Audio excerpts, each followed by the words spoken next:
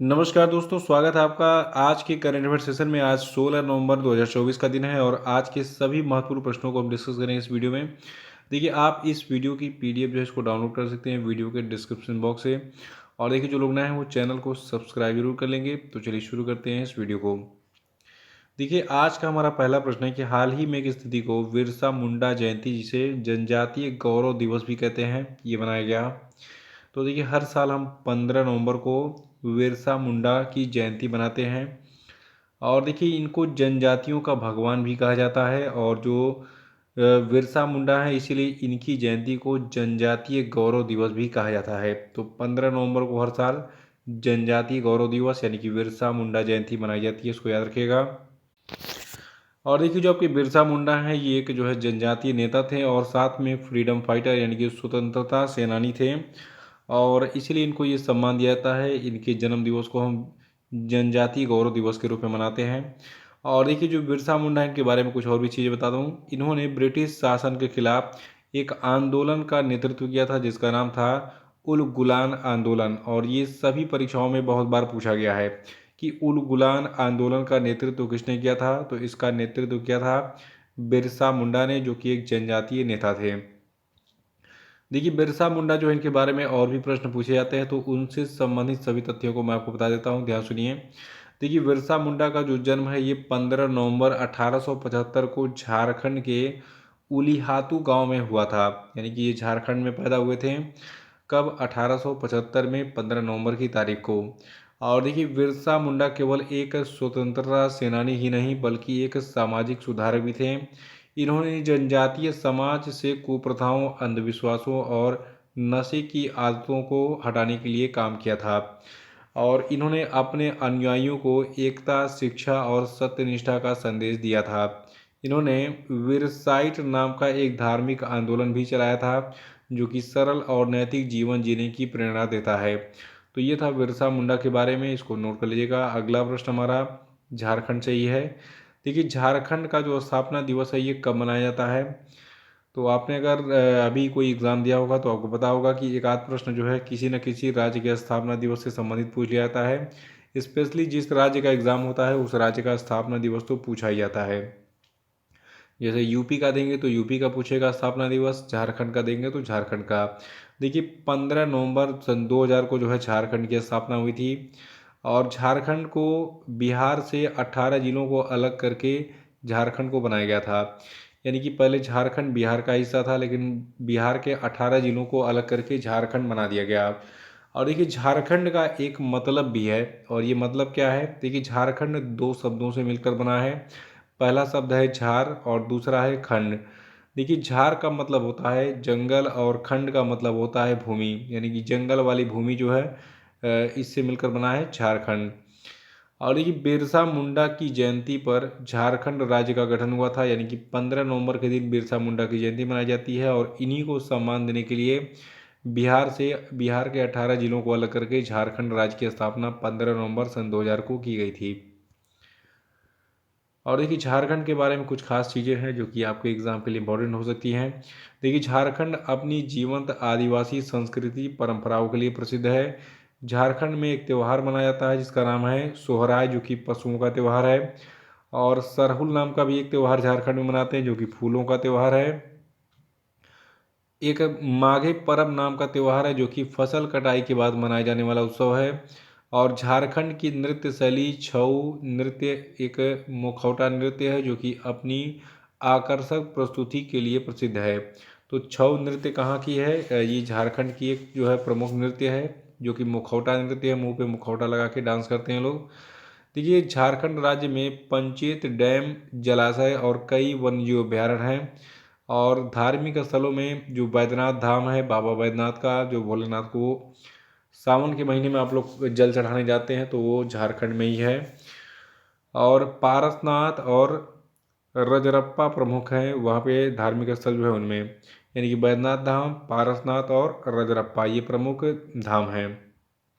खनिज संसाधन की बात करें तो झारखंड में देखिए प्रचुर मात्रा में कोयला, लौह अयस्क, तांबा अयस्क, यूरेनियम जैसे खनिजों का भंडार है। और देखिए, कृषि जो है ये झारखंड की एक तरीके से आय का प्रमुख स्रोत है।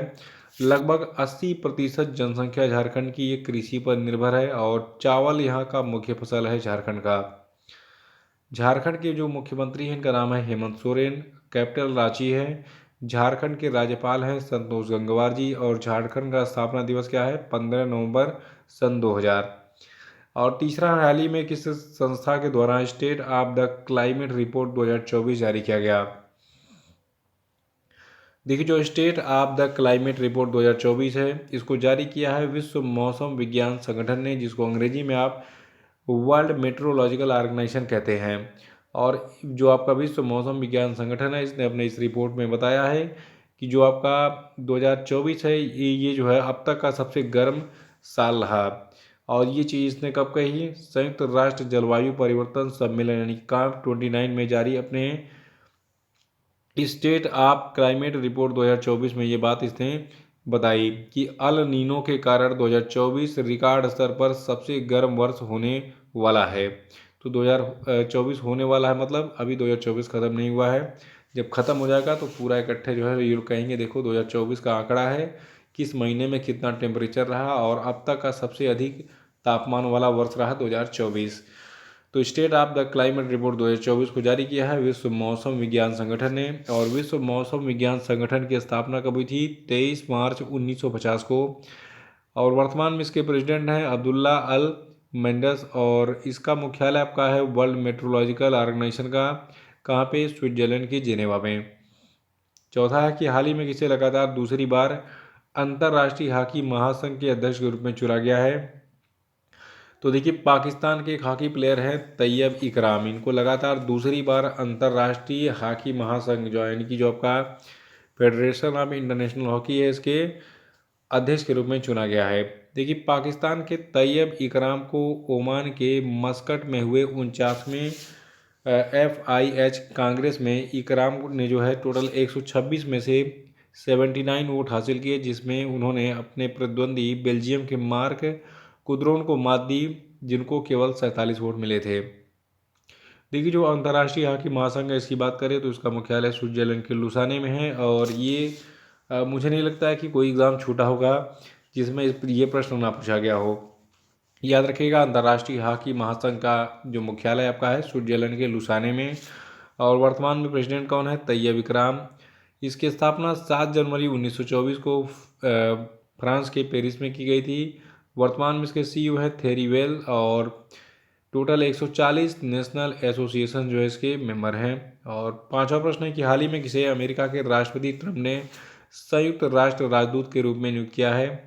तो देखिए, एलिस स्टेफनिक को जो है, जो कि एक महिला है, इनको जो है जो अमेरिका के नवनिर्वाचित राष्ट्रपति हैं डोनाल्ड ट्रंप, तो इन्होंने अभी हाल ही में संयुक्त राष्ट्र राजदूत के रूप में एलिस स्टेफनिक को नियुक्त किया है।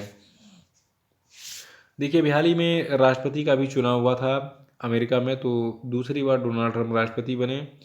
देखिए, राष्ट्रपति निर्वाचित डोनाल्ड ट्रंप ने अपने दूसरे कार्यकाल के लिए रिपब्लिकन प्रतिनिधि एलिस स्टेफनिक को जो है संयुक्त राष्ट्र में अमेरिकी राजदूत के रूप में नामित किया है, जो कि उनके कैबिनेट के पहले प्रमुख चयन में से एक है।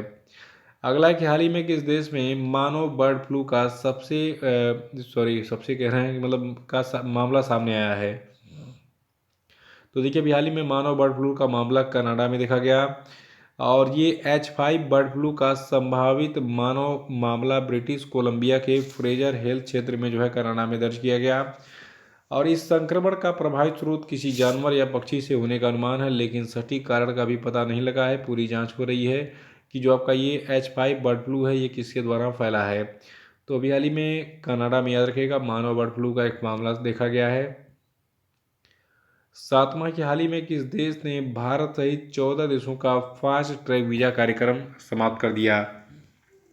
देखिए, कनाडा ने अभी हाल ही में भारत सहित कुल 14 देशों का फास्ट ट्रैक वीज़ा कार्यक्रम समाप्त कर दिया है।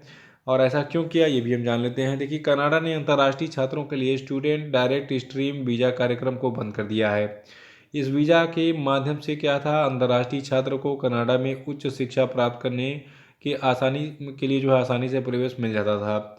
और ऐसा इसलिए किया गया क्योंकि देखिए, ऐसा करने के पीछे आवास और संसाधन संकट से निपटने के लिए प्रयास करना बताया गया है। यानी कि कनाडा में जो बच्चे जाते थे तो इतने ज़्यादा स्टूडेंट हो गए थे कि वहाँ पे जो है एक तरीके से रूम मिलना और खनिज मतलब खाने वाले संसाधन, आवास वास जो है इसकी दिक्कत हो रही थी। जैसे देखिए आप अगर दिल्ली चले जाएँ या फिर इलाहाबाद चले जाएँ तो वहाँ पे वही समस्या है। इलाहाबाद में रूम का रेंट बहुत ज़्यादा बढ़ गया। जब मैं रहता था तो उस समय कम से कम 2,500-3,000 में अच्छे रूम मिल जाते थे, लेकिन अभी 4-5 हज़ार से नीचे नहीं मिल रहा है। और दिल्ली भी तो पूछना ही नहीं है, वहाँ 15-20 हज़ार से नीचे तो बढ़िया रूम मिलेगा ही नहीं। 8वां कि हाल ही में किस देश ने पिनाका रॉकेट लॉन्चर का सफल परीक्षण किया? तो देखिए पिनाका रॉकेट लॉन्चर का परीक्षण भारत ने ही किया है और भारत का एक संगठन है, इसका नाम है डीआरडीओ, जिसको हम defence research and development organisation कहते हैं। तो देखिए अभी हाल ही में डीआरडीओ ने गाइडेड पिनाका वेपन सिस्टम के लिए एक श्रृंखला में सफल उड़ान परीक्षण पूरे किए, जो कि प्रोविजनल स्टाफ क्वालिटेटिव रिक्वायरमेंट सत्यापन परीक्षणों का हिस्सा थे। इस महत्वपूर्ण उपलब्धि में 3 चरणों में अलग अलग फील्ड फायरिंग रेंज पर परीक्षण किए गए, जो कि प्रणाली की संरचना संचला चलनात्मक क्षमता, सटीकता और उन्नत क्षमताओं को प्रदर्शित करते हैं। तो याद रखिएगा डीआरडीओ ने अभी हाल ही में पिनाका रॉकेट लॉन्चर का सफल परीक्षण किया है। 9वां प्रश्न है, हाल ही में किसने स्वच्छ खेलों को बढ़ावा देने के लिए know your medicine app launch किया? तो देखिए नो योर मेडिसिन ऐप को लॉन्च किया है मनसुख मांडविया ने। मनसुख मांडविया जो है ये भारत के केंद्रीय युवा मामले और खेल मंत्री हैं और इन्होंने खेलों में डोपिंग के खिलाफ लड़ाई को मजबूत करने के लिए इस नो योर मेडिसिन ऐप को लॉन्च किया है। 10वां कि भारतीय अंतर्राष्ट्रीय व्यापार मेला 2024 का आयोजन कहाँ पर किया जा रहा है? तो देखिए जो भारतीय अंतर्राष्ट्रीय व्यापार मेला है, जिसको भारतीय अभी हाल ही में जो है प्रगति मैदान दिल्ली में जो है आयोजित किया जा रहा है और ये 14 नवंबर को शुरू हुआ है, 27 नवंबर तक चलेगा। याद रखिएगा दिल्ली के प्रगति मैदान में 14 से 27 नवंबर 2024 तक जो है भारतीय अंतर्राष्ट्रीय मेला 2024 का आयोजन किया जा रहा है। और सबसे खास बात कि ये क्रम से 43वां भारतीय अंतर्राष्ट्रीय व्यापार मेला है। और देखिए जो आपका भारतीय अंतर्राष्ट्रीय मेला 2024 है, इसका थीम रखा गया है vocal for local, local to global. तो इसी प्रश्न के साथ आज का वीडियो समाप्त होता है। वीडियो को लाइक और शेयर करना मत भूलिएगा और चैनल को सब्सक्राइब जरूर करिएगा अगर आप इस चैनल पे नए हैं। तो मिलते हैं कल अगले सेशन में। Thank you.